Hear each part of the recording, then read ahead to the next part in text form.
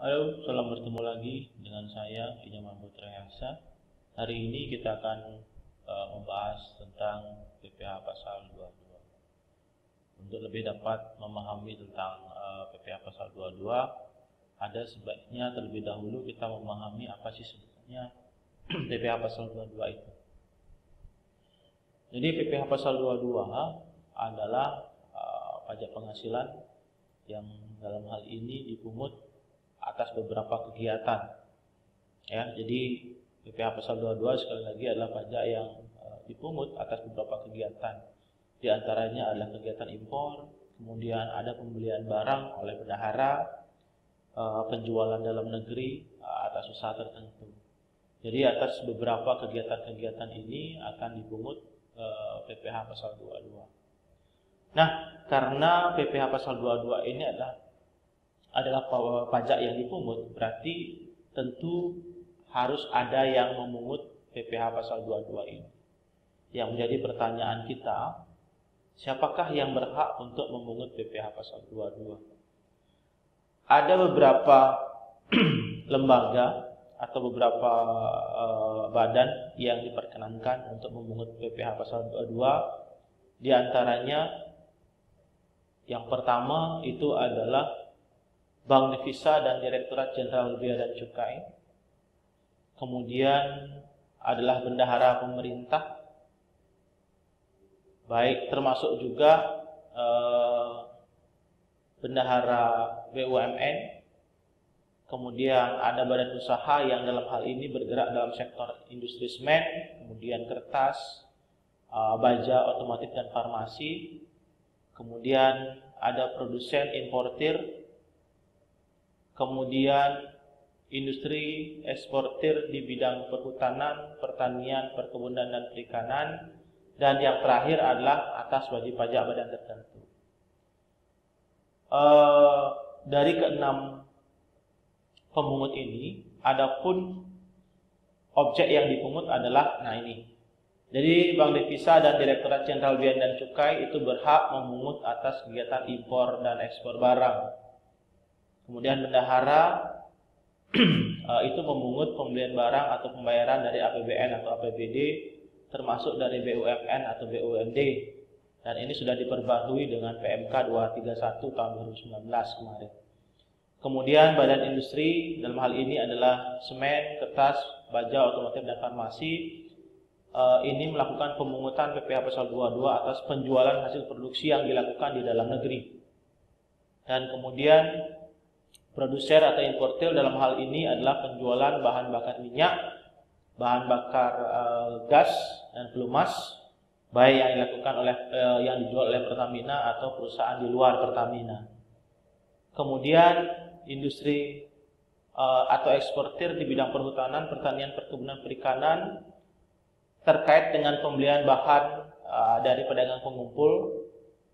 Kemudian yang terakhir atas wajib pajak badan tertentu, yaitu atas objek penjualan kendaraan dan emas batangan yang dijual di dalam negeri. Oke, untuk memperjelas lagi objek PPh pasal 22, saya akan membahas secara detail nanti apa saja yang menjadi objek dari PPh pasal 22.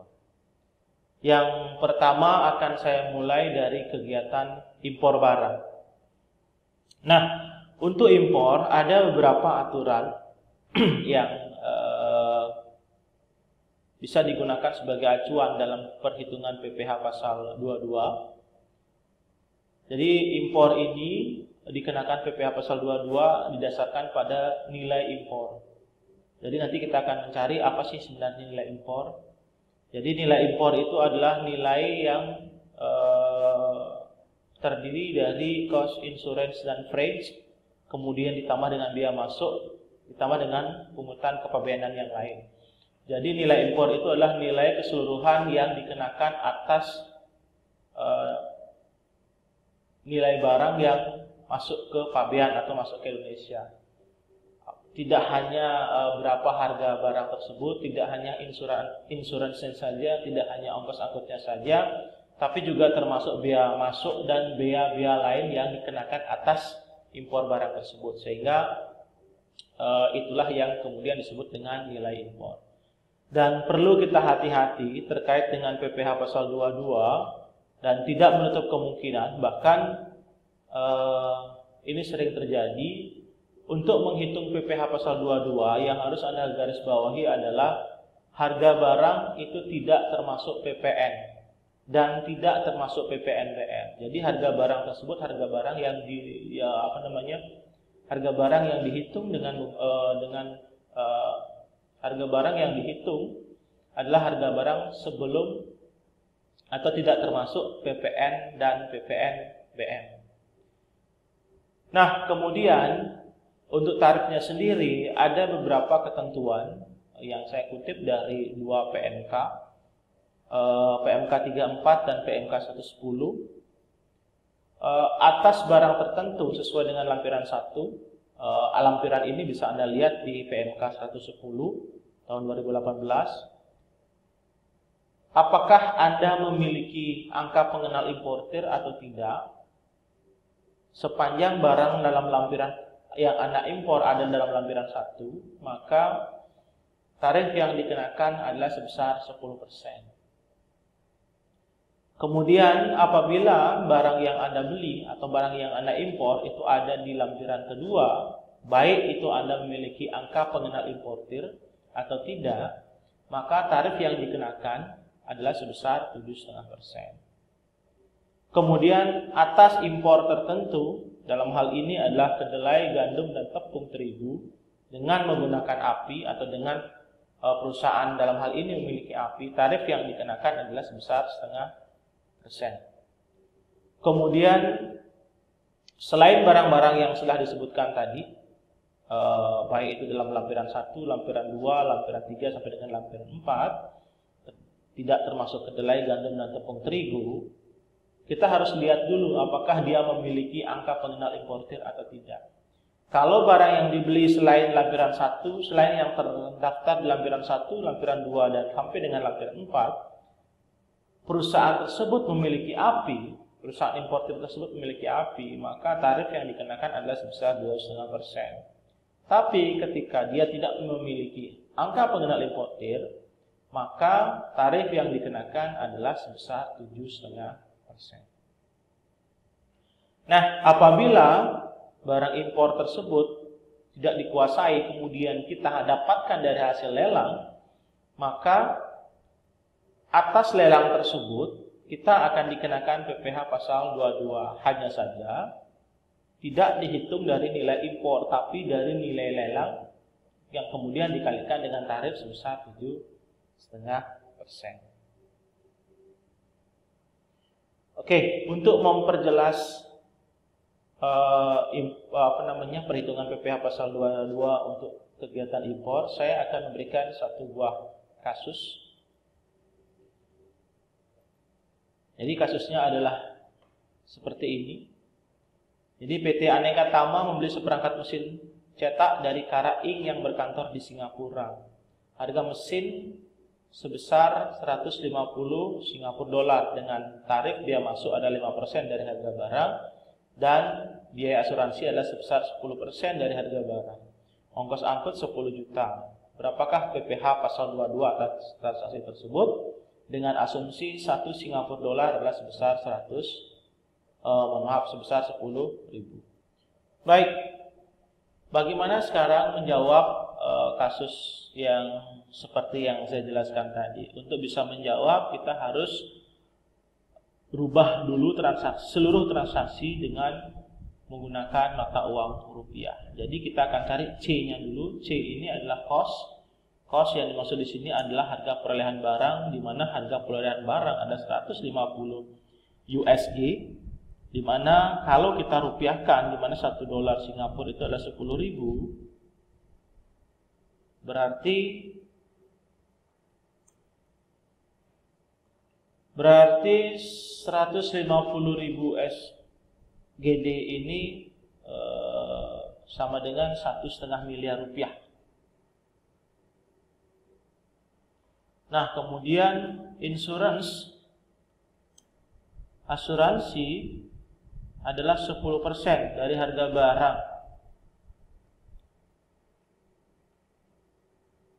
Sehingga kita kalikan 1,5 miliar, hasilnya adalah 150 juta rupiah. Kemudian freight, ongkos angkut, adalah sebesar 10 juta. Ini sudah ditentukan. Kita berasumsi ini ya. Kemudian ada bea masuk.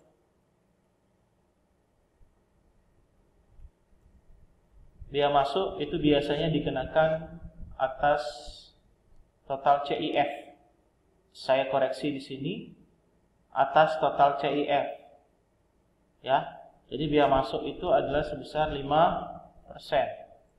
dari CIF. Mohon nanti dikoreksi. Sedikit saya koreksi soalnya.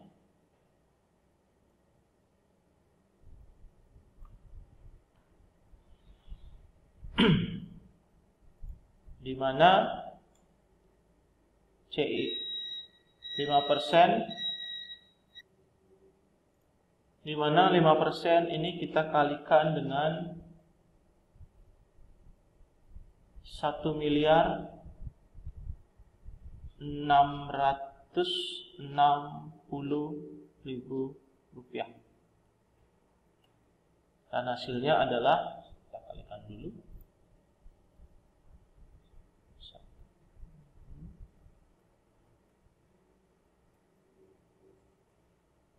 sama dengan 83 juta rupiah.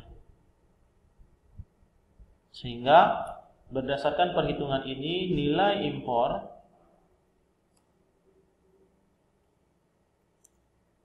adalah CIF ditambah dengan bea masuk, yaitu 1.660 juta ditambah dengan 83 juta rupiah, sama dengan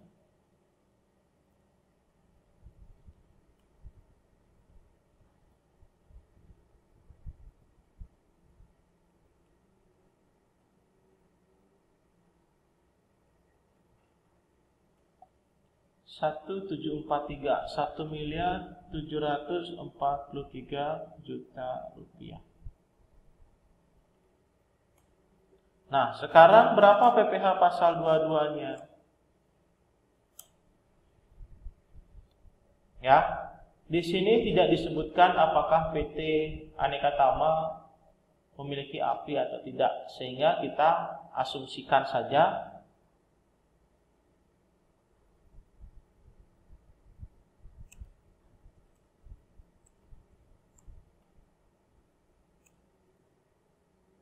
asumsi kita memiliki API.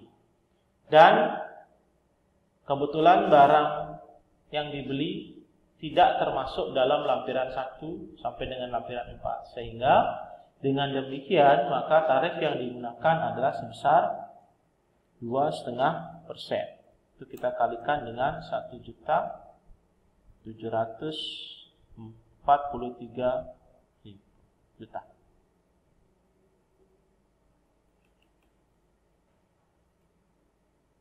Sama dengan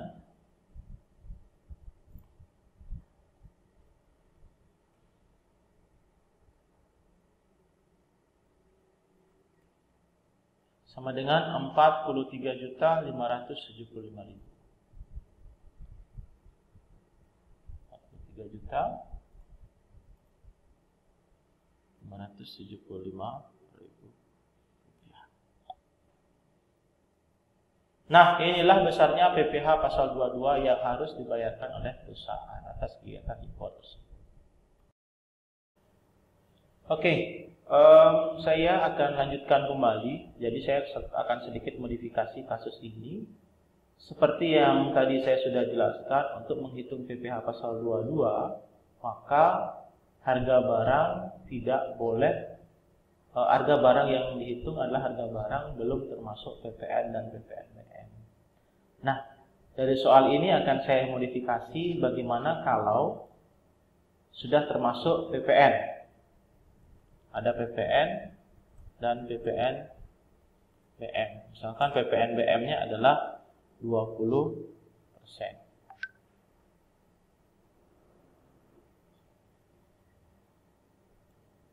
Oke, seperti yang kita ketahui bersama, untuk PPN di Indonesia itu merupakan single rate, dalam hal ini tarifnya adalah 10%.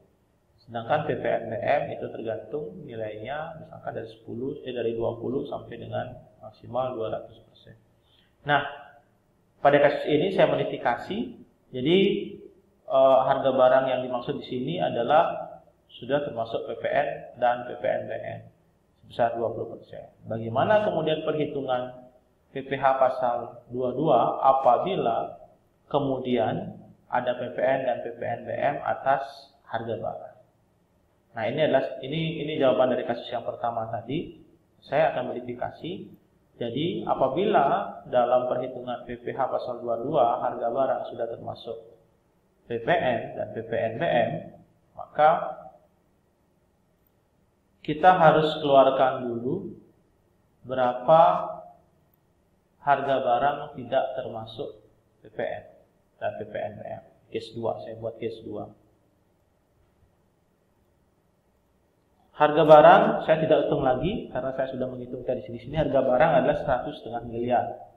C adalah 1,5 miliar. 1 juta. Nah, di mana harga barang ini sudah include PPN dan PPN BM. Jadi tarif PPN itu adalah 10%, sedangkan PPN BM dalam kasus ini dikenakan sebesar 20%. Sehingga kita cari dulu berapa harga barang tanpa PPN dan PPN BM. Jadi rumusnya adalah 100 dibagi 130 kemudian dikali dengan 1,5 miliar. Ya. Mungkin ada yang bertanya, kenapa 130? Itu persamaan matematika. Jadi 10% itu adalah 10/100, kemudian 20% itu adalah 20/100. Nanti kemudian kita jumlahkan, ketemu hasilnya 130, sehingga kita menggunakan rumus 100/130. Ya, kita kalikan dulu. 100 dibagi 130 kemudian dikali 1.500.000.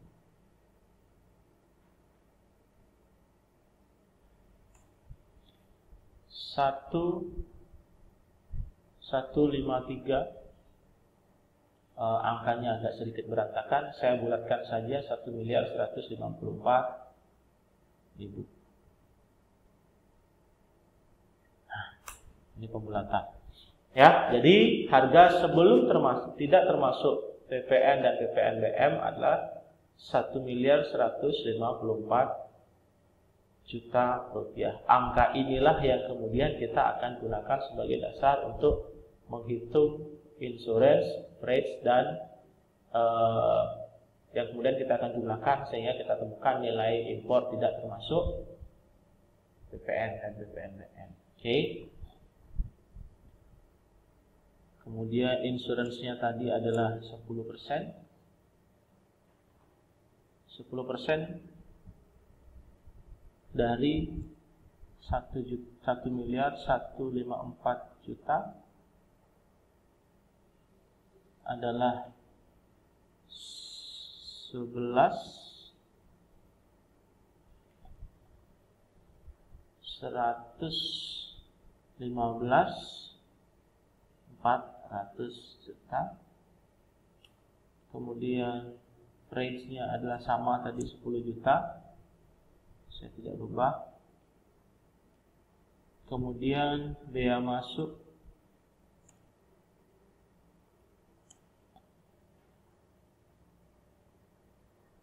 5% dari chief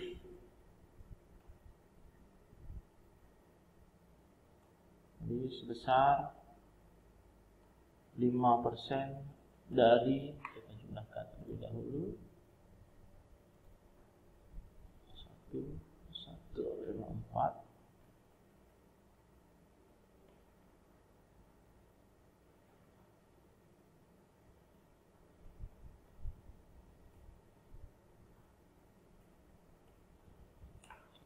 1,279.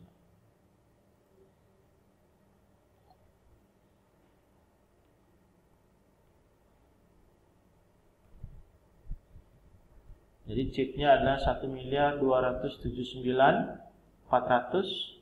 sehingga biaya masuknya adalah, kita kalikan 5%, 63.970.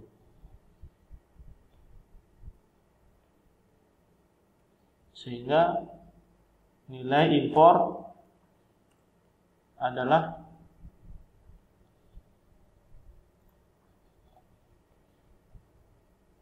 1.279.400.000, ditambah 63.970, hasilnya adalah 1.343.370. 1.343.370. Kemudian PPh pasal 22 adalah 2,5% kali 1.370 sama dengan, kita kalikan dulu,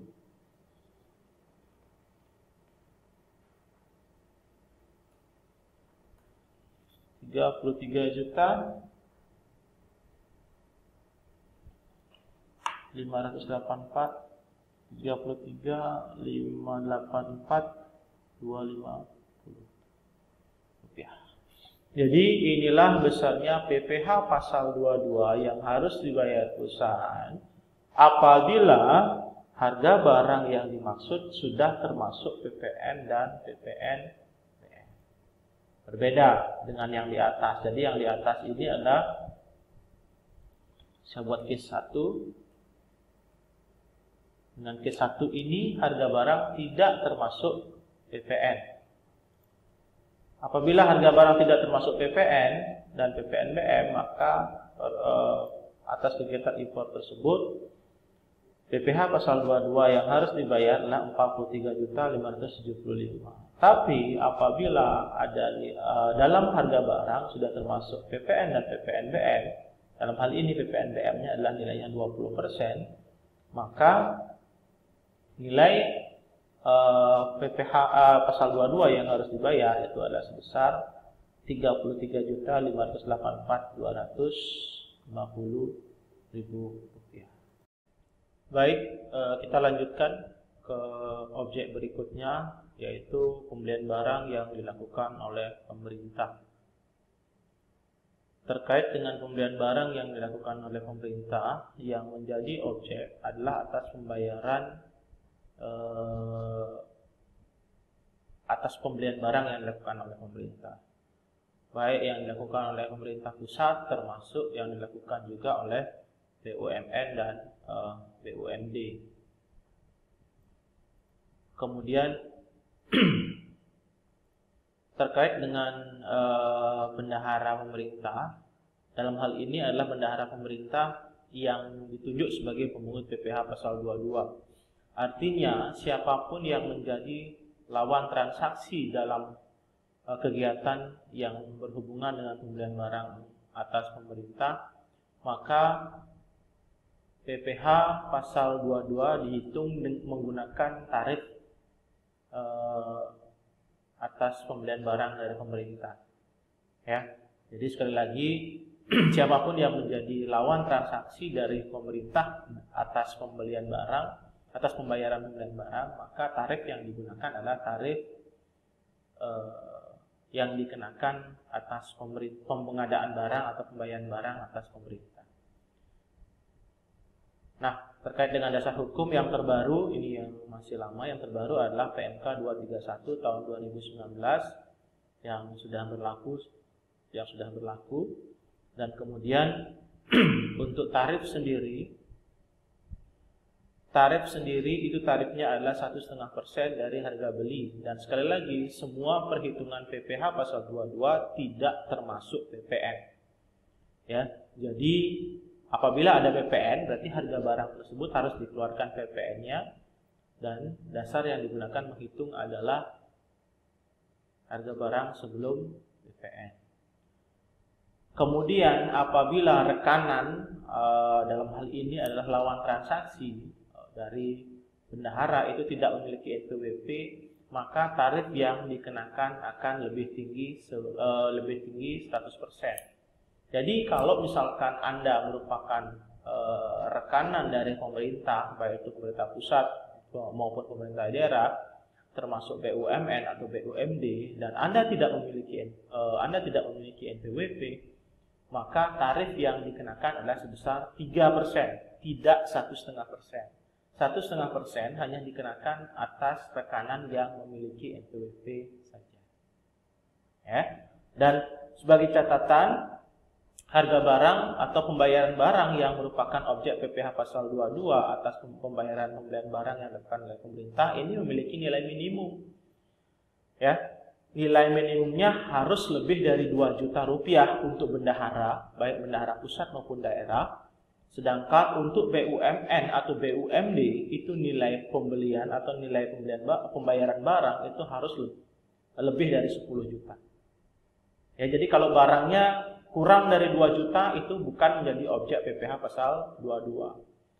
Sedangkan kalau kurang dari 10 juta bukan juga menjadi PPh pasal 22 yang bisa dipungut oleh BUMN atau BUMD. Dan sesuai dengan PMK 231 tahun 2019, nilai barang ini tidak boleh terpecah-pecah. Jadi misalkan satu proyek nilainya 10 juta, Anda buatkan nota 2 juta, kemudian sekarang buatkan nota 2 juta, besok buatkan nota 2 juta, sampai dengan total 10 juta. Atau istilahnya yang terpecah-pecah, dan ini tidak diperkenankan. Ya, kalau Anda lakukan seperti itu, maka tetap akan dikenakan PPh pasal 22. Ya, jadi itu yang harus kita perhatikan. Nah, ini terkait dengan pembelian barang pemerintah. Kemudian, nah ini ketika Anda tidak memiliki NPWP, maka tarif Anda akan dikenakan 3%. Kemudian, objek berikutnya adalah badan usaha yang dalam hal ini melakukan penjualan hasil produksi di dalam negeri. Ya, ada industri semen, ada industri kertas, industri baja, industri otomotif, dan industri farmasi.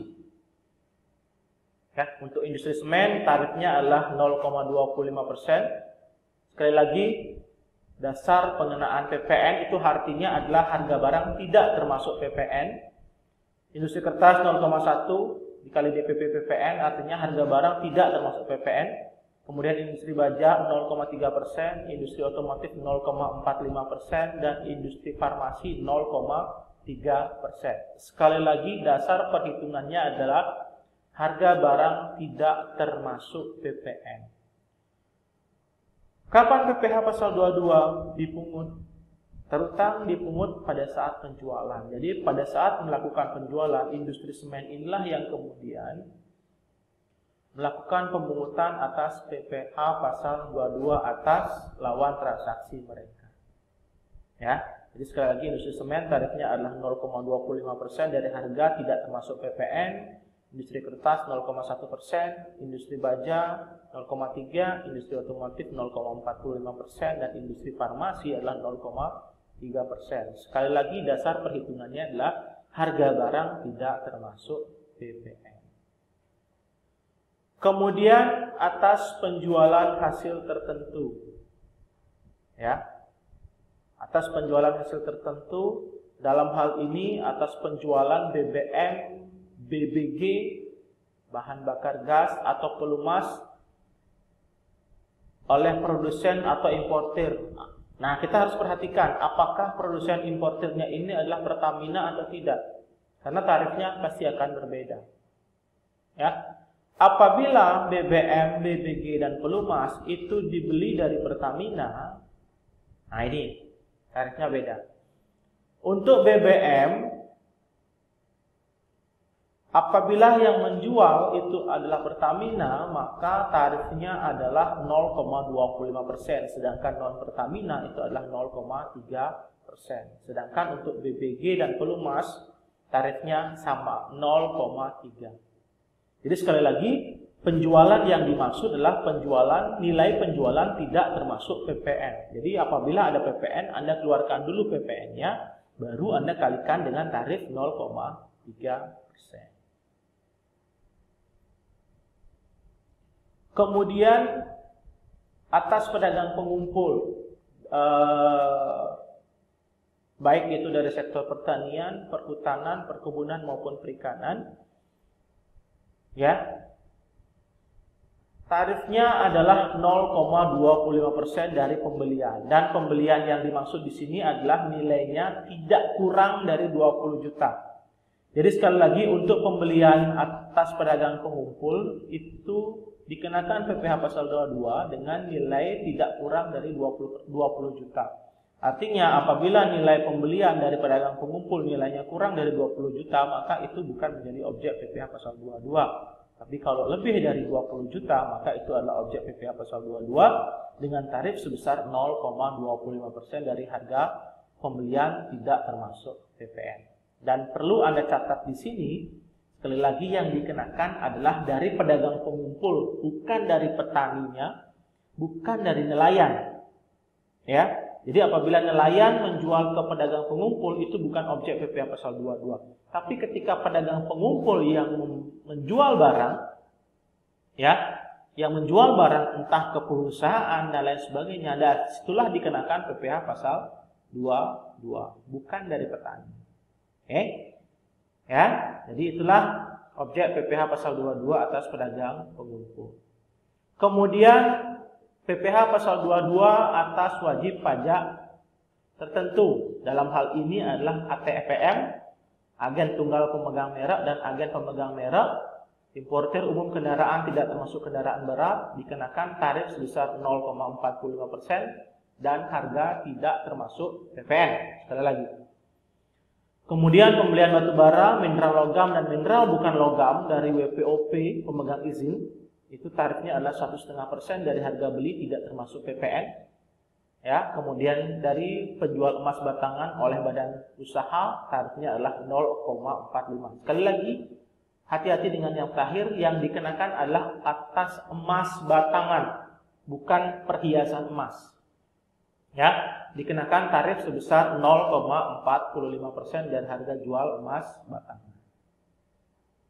Oke. Kemudian atas ekspor, nah untuk ekspor kita bisa lihat di lampiran 110, lampiran keempat, atas ekspor komoditas batubara, mineral logam dan mineral bukan logam, itu tarifnya adalah 1,5%. Jadi kita bisa lihat di lampiran 110 PMK 110 tahun 2018 apa-apa saja komoditasnya di situ. Ya, jadi kita tarif yang dikenakan adalah sebesar 1,5%.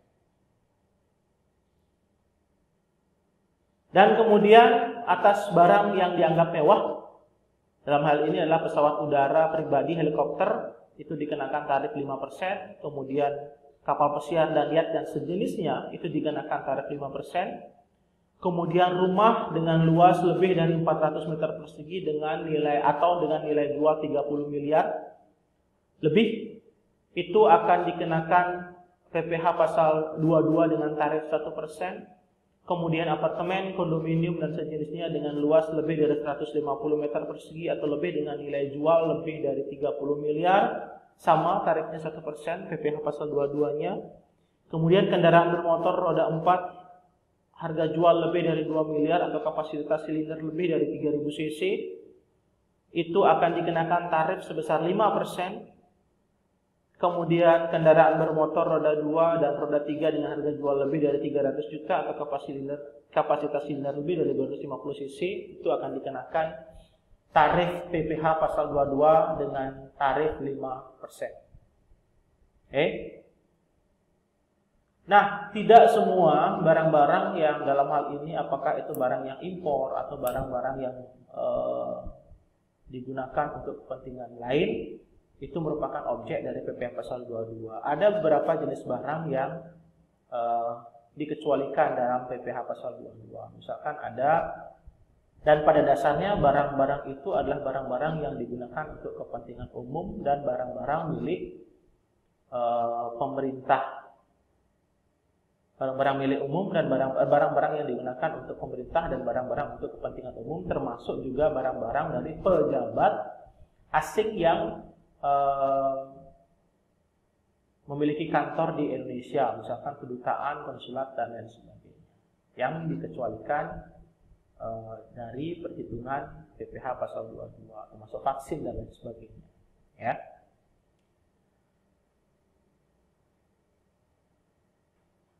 Oke, benda pos dan lain sebagainya. Belanja pegawai yang kurang dari 2 juta itu bukan merupakan objek dari PPh pasal 22. Kemudian pembelian bahan bakar minyak, BBG dan pelumas dan benda pos yang dilakukan oleh pemerintah, kemudian pemakaian air dan listrik itu juga bukan bagian dari objek PPh pasal 22. Demikian yang bisa saya sharing ke teman-teman, rekan-rekan, Bapak Ibu sekalian terkait dengan perhitungan PPh pasal 22. Jadi semoga bermanfaat. Jadi kurang lebihnya mohon dimaafkan. Sampai jumpa di pertemuan selanjutnya. Salam.